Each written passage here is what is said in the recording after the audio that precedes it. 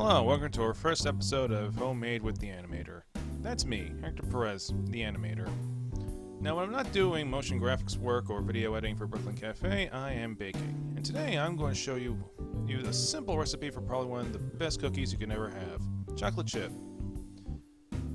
In order to get started with my famous recipe for chocolate chip cookies, you're going to need the ingredients. Now, what you're going to need is 2 different mixing bowls to mix your dry and wet ingredients, a rubber spatula to mix it all together, some measuring cups, various sizes, if it helps measure things out with, some measuring spoons, all-purpose flour, white sugar, dark brown sugar, 2 sticks of unsalted butter, 2 whole eggs, a wire whisk for whisking your wet and dry ingredients, salt, baking soda and baking powder, cinnamon, and vanilla extract. Don't worry about the measurements. I'll gladly point them out what you need when we put them together. Oh, and I almost forgot the most important part of chocolate chip cookies. The chocolate. Preferably dark chocolate. 70%, 80%, that's just my liking. But you can use whatever chocolate that you might find more palatable than I do. Now, the first thing we're going to do is to get our dry ingredients out. Now, take one of our other separate mixing bowls and scoop out 2.5 cups worth of all-purpose flour. Now, as you can see, I'm using a smaller scoop than a 1 cup scoop, and that's because I'm using a half cup scoop. That's because a half cup scoop is big enough to fit in the jar. Basically, half a cup is just 2 scoops of a whole cup. If you want to use the whole cup, you can do that too.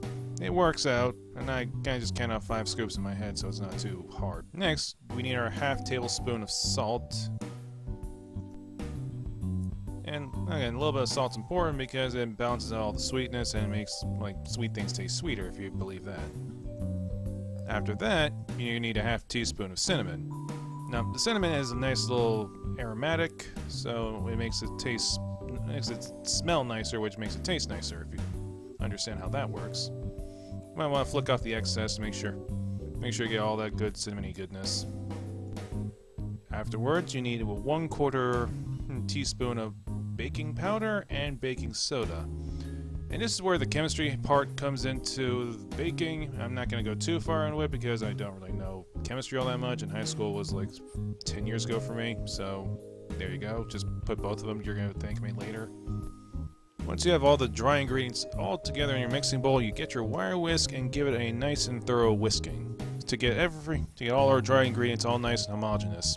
So then when you add all the wet ingredients in, and you don't get any disparity among the cookies, you don't get a cookie that's saltier than the other, you don't get one more cinnamon than the other.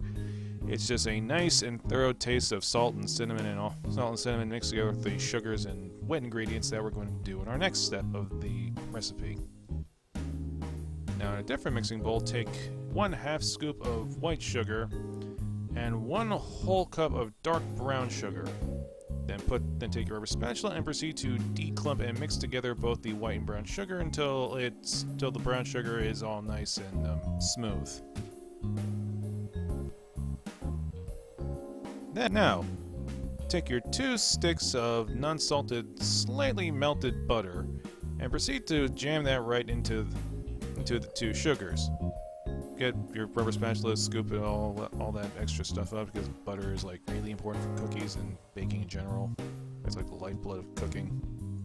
And then proceed to combine all the sugars and butter together until it's nice and smooth and homogeneous. This is a lot faster if you have yourself a hand mixer or just an electric mixer, but if you're doing it by hand, it's nice to note the little gradient changes between the butter in the process of creaming together your butter and sugar.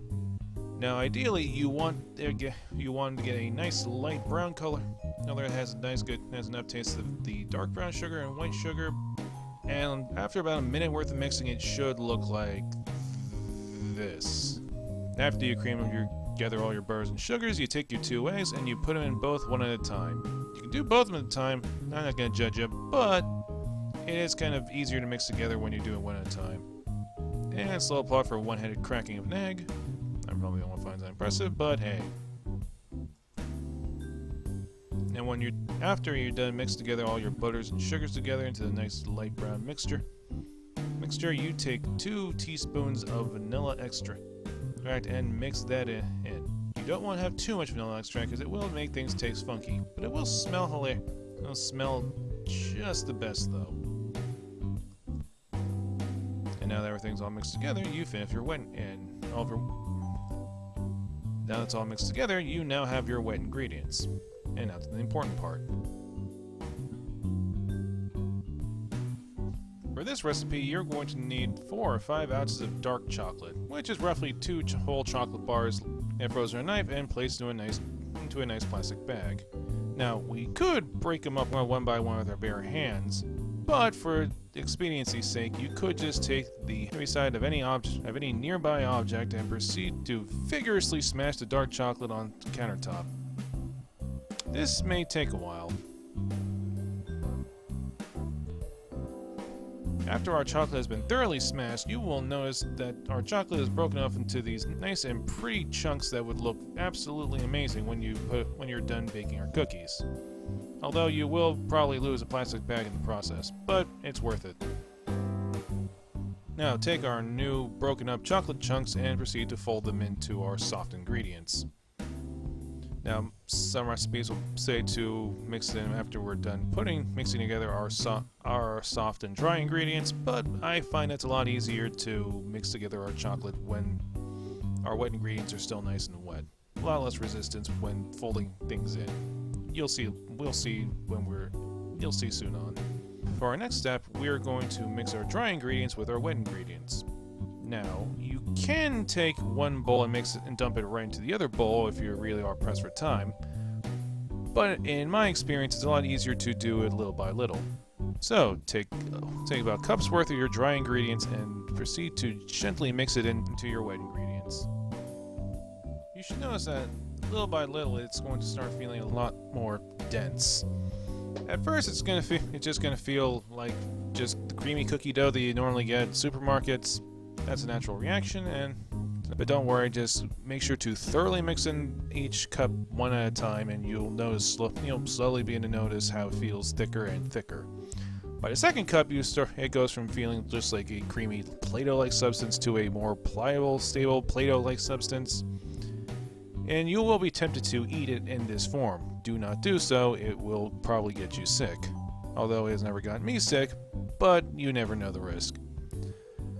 And by the time you get to your third cup of dry ingredients, your arm will feel a little bit tired, and that's often why I told you to do it a cup at a time, because once it gets nice and firm, it's going to tire out your arm. This is a lot faster if you have any kind of mixer or electrical machine or apparatus to do all the mixing for you, but if you want to at least get some kind of workout from your baking hobby, you might want to do things manually. And honestly, I think it's a lot better to do it manually more vigorously. After all this hard work of mixing and measuring, you now have the proud owner of a ball of cookie dough. Let's lay this stuff out. First, preheat your oven to 350 degrees Fahrenheit. Next, grab yourself a baking sheet or some kind of cooking receptacle and line it with parchment paper. You can also use tin foil, but parchment paper tends to work a lot better. You'll see after this. Then, get yourself a regular tablespoon or spoon they use to eat with and proceed to scoop out your cookie dough into a nice golf ball sized ball of cookie dough, and proceed to gingerly place it on the baking sheet. You want to make sure that you don't crowd the sheets. Don't keep each ball like about 2 inches distance apart, because these cookies will expand in the oven, and they will get stuck together, and you don't want to get all stuck together. You want to have round cookies, not square ones, and if you get them too close and they bunch up, they will get square.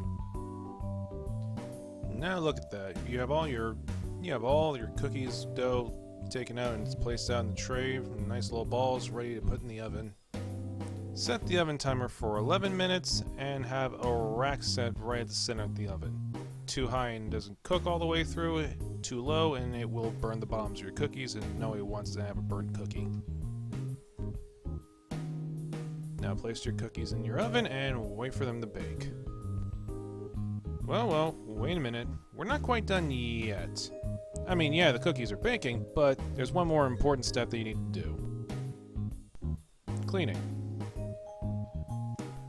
Make sure to thoroughly wash out everything that you use. Your pots, your pans, your bowls, your spatulas, your spoons, because you're going to use them again and you want them to be nice and clean the second time around. And my grandma also lives at home, and this is my home kitchen. And she gets upset when I don't have everything clean. Same thing goes for your baking surfaces too. I mean, flour and sugar are like all small and loose, and they will stick to the counter surfaces. So you want to clean those out too.